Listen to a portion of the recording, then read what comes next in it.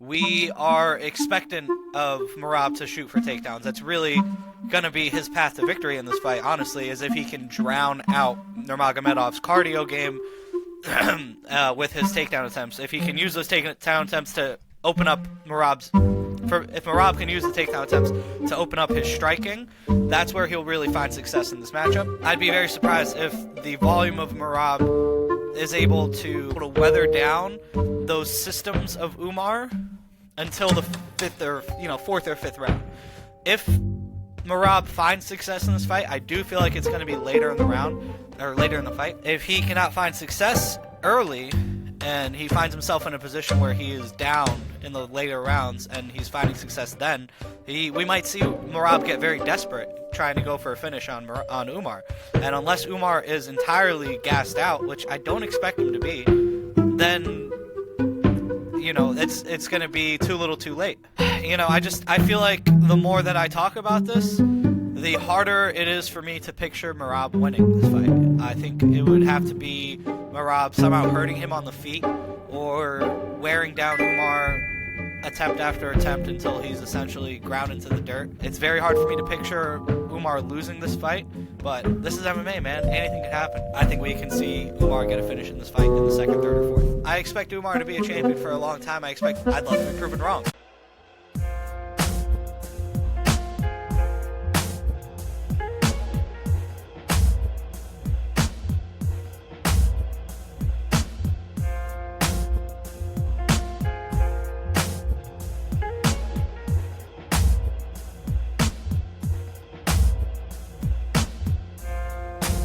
Well.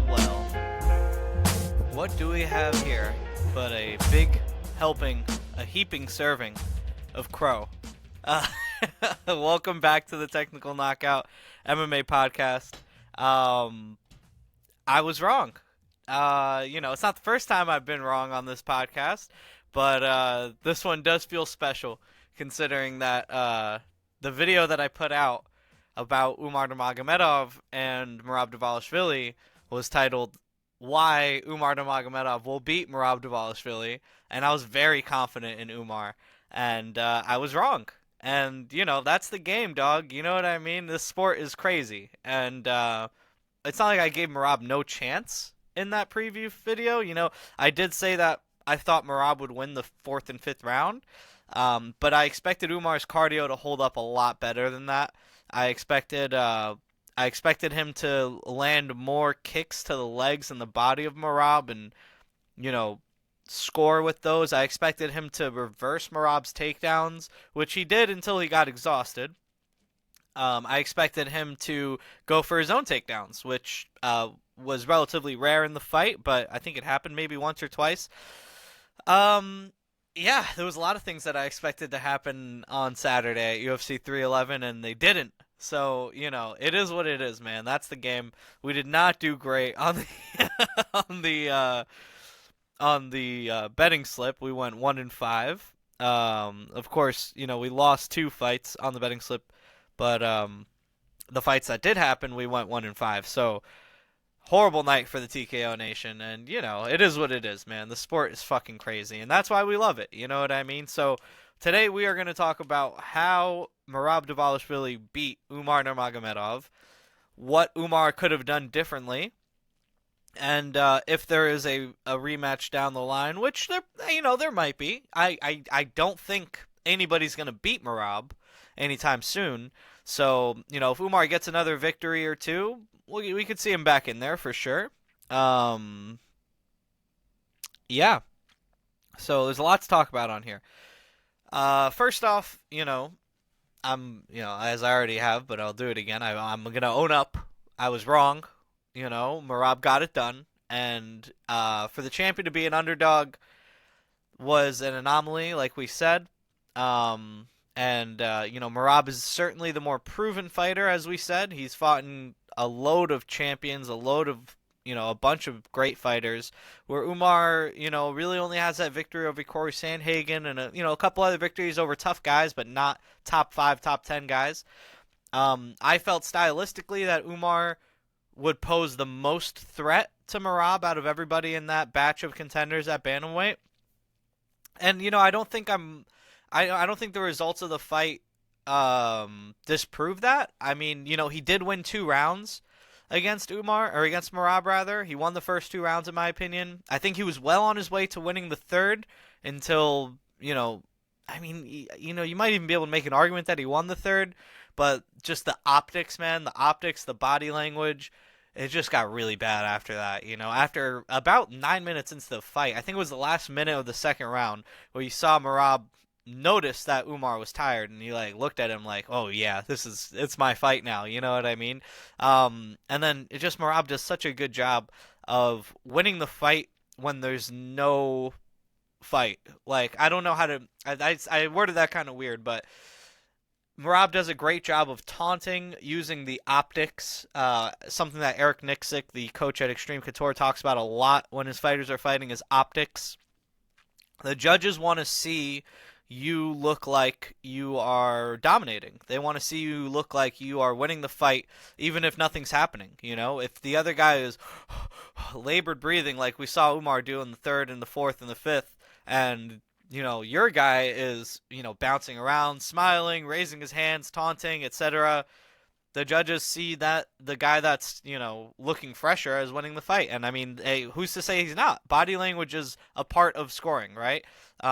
If everything else is equal, you look at stuff like body language and octagon control and all that stuff to decide who's the winner of the round. So yeah, I mean, the first round was really close. Let's break it down round by round, right? First round was really close. I felt like Umar won it. Second round, definite Umar round. Third round was where it was like, Umar needs to win this round if he wants to win this fight, because you could see, as I just mentioned, in the 9th minute of the fight, you could see Umar's cardio starting to sap. And it was like, ooh, this is going to be really ugly if he can't turn this around or get a second wind or something like that. So third round, I felt like Umar was winning until about halfway into the round, where Merab started to pick it up, and again, the optics and the body language were just so strong on his side. I was not surprised that the judges gave him the third, but I thought maybe one of the judges would give Umar the third, based on activity. In that third round, Umar landed 22 of 48 strikes, significant strikes, I should say, and Merab landed 21 of 54. So it's very close. They both had one takedown. Umar had more control on the ground. Looking at the stats obviously is not telling you the story of the fight, but I felt like Umar was winning that round, or at least the round was really close. But that being said, as close as the round was, the body language, the optics, the X factors, if you will, were all on the side of the champion. So I really can't. I'm not going to sit here and be like, oh, Umar was robbed. Like, I feel like that's ridiculous, If this decision went to Umar, I don't think. I mean, the fans might have heralded it as a robbery for, that Umar won, which I think might be warranted. But at the end of the day, it was a really close competitive fight, and I feel like it really just came down to that third round. I think that's the deciding round. Again, on the stats, Umar outlanded the champion, threw less, landed more. They both had one takedown, and Umar had the more control, but the stats don't tell the fight. If you watch that third round, you will see a exhausted and wilting Umar Nurmagomedov. Optically, it looked like he had his back against the wall, and Merab 100% was the fresher fighter. And, that's just completely evidenced by the fourth round, in which Merab definitely took. That's Merab's best round in the fight, in my opinion, was that fourth round. Umar looked exhausted. He looked like he was going to croak. And then the fifth round, I felt like Umar was winning the fifth round until the last minute when he got hit with that big right hand from Merab. And again, on the optics, Merab shucked him off of a takedown and pointed at him and laughed. And it was just embarrassing, And I mean, I don't think Umar should be embarrassed by his performance. I feel like he put up a great fight for the amount of time that he was putting up a good fight. But Merab just ran away with it, man. And that's what can happen when you fight Merab Dvalishvili. That is exactly what can happen when you fight Merab Dvalishvili. We talked about it on the preview on that Umar Cumming video about how Merab weaponizes his pace, weaponizes his cardio, about how he's so okay. He loves to throw to shoot 10 takedowns and get one. He's so fine with that. He's also fine with taking you down, letting you get up, taking you down again. And we talked about how exhausting that can be for the guy who's on the receiving end of that, you know? And, you know, I've experienced it myself in the, you know, in wrestling in high school and stuff where, like, if I take a guy down, he gets exhausted from that process. You let him back up, you take him down again, it's even more, you know, it's just it breaks people, you know what I mean? So Merab essentially broke Umar in that fight with that kind of approach, and it's nothing surprising. It's nothing surprising that we see Merab break somebody. He does it in every fight, you know? I just felt like I, as you can see in that Umar coming video, I thought Umar would be able to do enough to win 3 rounds of the fight and win the decision. You know, maybe even get a finish if he can catch Merab with some good shit when Merab was coming in recklessly. That was obviously not the case. You know, it is what it is, man. You know, that's the game, bro. I mean, like, come on. You know, how many times have I gotten something wrong on this channel? How many times I've seen a lot of MMA content creators picking Umar in this fight, so you know, it's not like I'm the only one. You know what I mean? I think Merab proved a lot of people wrong. Obviously, the odds makers had Umar as the favorite. Hindsight is 2020, of course, but you know, for the champion to be such an underdog when he has the more proven resume is a betting opportunity for sure. You know, but regardless of that kind of thing, yeah, let's talk about what could have what could have happened differently, you know, and that would, you know, give Merab a finish or give Umar the victory or gave Merab a more, you know, not that this wasn't a clear victory, but gave him a more decisive victory. So yeah, so on Umar's side, there was a couple things he could have done differently, right? I saw MMA Che reference this in his preview of the fight and in his post analysis. Heavy Hands Boys also mentioned this, but Umar could have thrown a lot more teeps. He should have thrown a lot more teeps to the body, should have thrown a lot more leg kicks, should have thrown a lot more kicks to the body, roundhouses, that kind of thing, and then used it to turn over into the question mark kick. You know, I don't think we saw a ton of that from him in this fight. He was throwing some kicks, but he throws them more like push rather than snap, and it just turns to be very exhausting and can kind of put you out of position. Now, he is super fast, so, you know, in those first 2 rounds when he was throwing those kind of kicks, he didn't get caught like that, but yeah. Another thing he could have done differently is he could have offensively wrestled more. He could have went for his own takedowns on Merab. He went for 15 of them. Holy shit, I didn't realize that. He went for 15 takedowns. He got 2. So I mean, Merab was doing a good job of defending the takedowns, but still, I mean, how can I tell him to shoot more when he shot 15 times, right? That's kind of crazy. But you know, either way, I felt like he could have done like a little bit more on the front foot, you know, maybe pushed Merab back a little bit more. We saw in the moments that he was pressing forward, that's the moments that Merab was losing. That's what Ray Longo told him in the corner. He said, you need to move forward on this guy.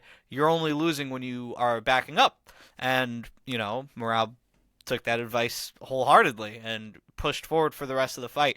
The optics, again, Merab, you know, is a master of using optics and using body language to win his fights. You know, I remember when he fought Henry Cejudo and he locked in like the worst anaconda choke one of the worst anaconda chokes I've ever seen, but he was sticking his tongue out and screaming to the crowd like, ah, like he was killing the guy and everybody was going crazy like he was killing the guy when in reality he didn't even have the choke locked up. Merab is really good at doing that. He's really good at milking, and, you know, I'm not saying this to slight the champion at all, because everything in the fight is part of the fight. And psychological aspects, body language aspects, optical aspects, these are all part of the fight.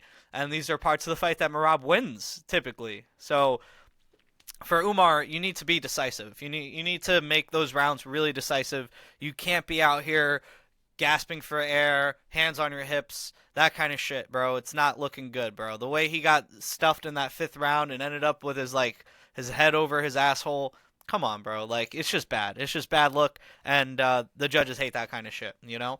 I felt like if Umar in that 5th round would have just disengaged in that last minute instead of trying to go after it even more, he would have won. I felt like he was winning that fifth round, even though he was exhausted. He was landing more. It was only in that last minute when Merab landed that big right hand and those takedowns, like I just mentioned, that he lost that round. And he decisively lost that round. I'm not making an argument that Umar won that round. I'm just saying he was winning that round until he lost it. But, it's a tale as old as time.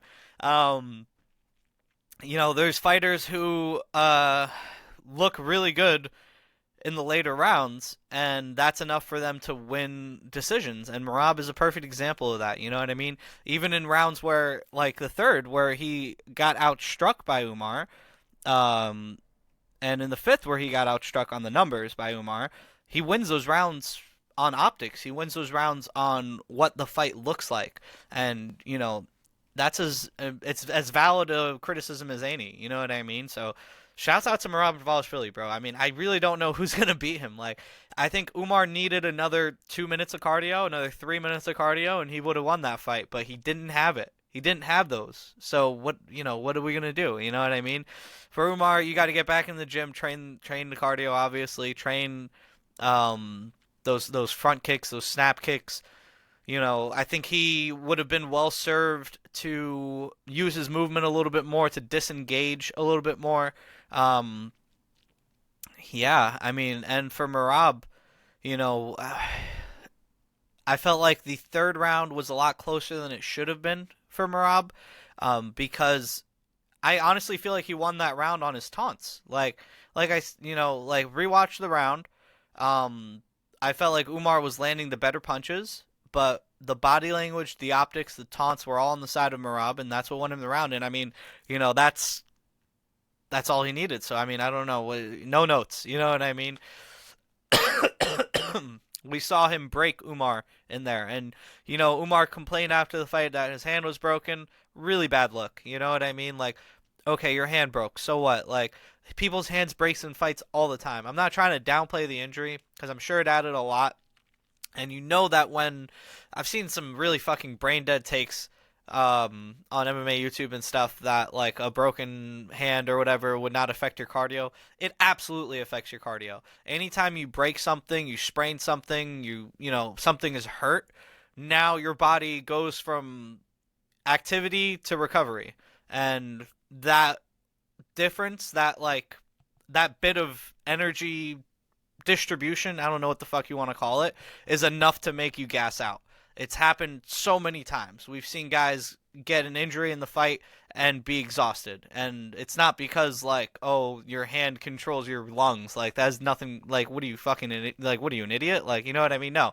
It's like now you're thinking about your hand and you aren't fighting to your best ability.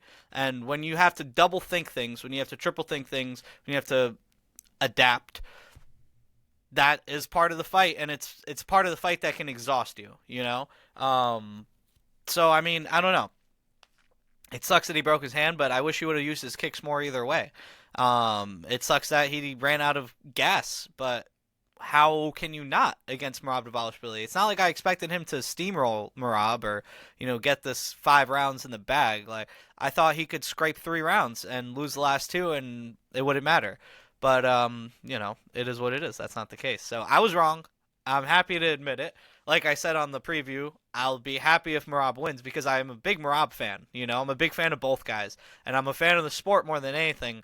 And it just feels like the Khabib camp was kind of due for this. They were kind of due for a bit of a wake-up call here. They've been kind of dominating everything in the sport. So for Umar to have to get back to the drawing board, I think this is going to be great for him. I think this is going to be great for his career. I think he's going to come back from this fight a lot stronger. I don't think people can really downplay his performance too much, considering that he took those 2 rounds off the champion, and it's not like he got completely washed out. I know, like, that's what it feels like. That's what the fan reaction was like because of the optics, because of the body language. But in reality, this is a fight where Merab won 3 rounds and Umar won 2. And, one of the judges gave Merab the first, which you can make the argument for. But like I said, you can make the argument for giving Umar the third as well. So, it is what it is. I think the correct scoring is Umar 1 and 2, Merab 3, 4, 5. And I really don't know who's going to beat Merab now. You look at the top 5, the top 10 of the division, you have Davison Figueiredo coming off of a 50-45 loss to Piotr Jan. Piotr Jan himself got absolutely dog-walked by Merab, much worse than Umar did in this fight. 50-45, no competition, 49 takedown attempts, like the whole fucking nine, you know? Sean O'Malley, had a bit of a close fight with Merab, I guess. It wasn't really a close fight. I mean, again, it was a 48, 47, 49, 46 situation, but Merab was in control of that whole fight. And although I do feel like I feel like O'Malley is a dangerous fight for Merab. Merab's game plan in that fight was so perfect, so genius. I don't see O'Malley being able to get that one back, honestly. I think the move to do is Sean O'Malley versus Piotr Jan, rematch 5 rounds. I think we see Umar versus Figgy, 5 rounds. I'd love to see that fight. And yeah, I mean, who's coming up at bantamweight right now? Really, like let me take a look at the rankings real quick. But I don't know where it leaves Corey Sandhagen, but I do feel like he's kind of the odd man out right now. I guess you can do like Sandhagen versus Yadong too. I mean, maybe Bautista versus Sandhagen. If Bautista can rise up there, he might have a good chance of beating Merab. But I don't know, bro. Like, it's just hard for me to picture anybody beating Merab right now. I think Umar, if he gets a victory or two, if Merab starts to age out a little bit, Umar's still very young. He's only like 27 or 28. If he can get back to the title shot, I think he has a better chance than anybody else to beat Merab. I still stand by that. I really do. He won those 2 rounds pretty convincingly for me, and I felt like if he had won one more round or even had 2 more minutes of cardio, he would have won this fight. So, a lot of shoulda, coulda, wouldas in there, but out of everybody that's in the top 10 at bantamweight, that's the best matchup for me to beat Merab, and I stand by that.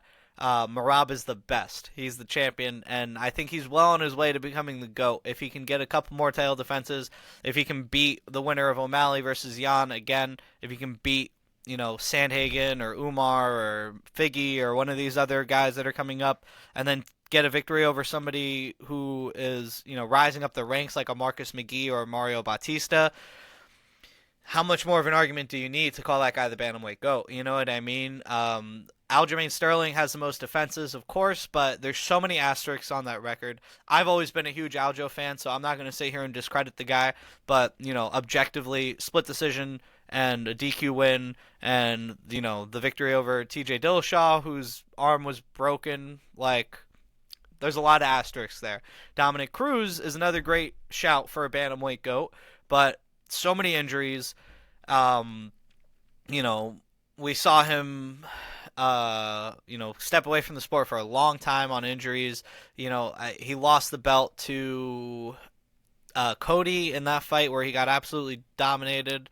That's another fight that the optics and body language made it seem like a much wider fight than it was. It was really 3 rounds to 2, but still, the mental image is Cody styling on him. That kind of feels very similar to this fight, honestly, because the mental image is Merab, dog walking Umar when in reality it was 3-2.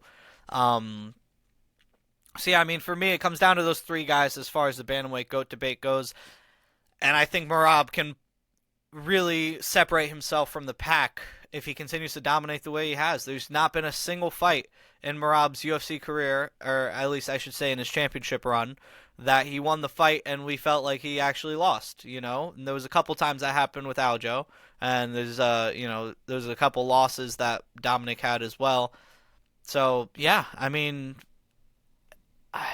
it's tough, man. It's really tough. But that's the sport, and that's why we love the sport.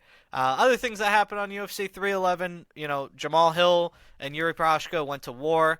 Prochazka showed really beautiful improvements to his game and, got that knockout in the 3rd round. It was awesome to see. I love Jamal Hill, so I was honestly gutted to see him take another knockout loss on the trot, but I felt like he had a much better showing for himself in this fight than he did against Pereira. I mean, obviously, he landed strikes. He won the round in the 2nd round. I'm not really sure where he goes from here, but for Prochazka, I think the winner of Ulberg versus Jan makes all the sense in the world.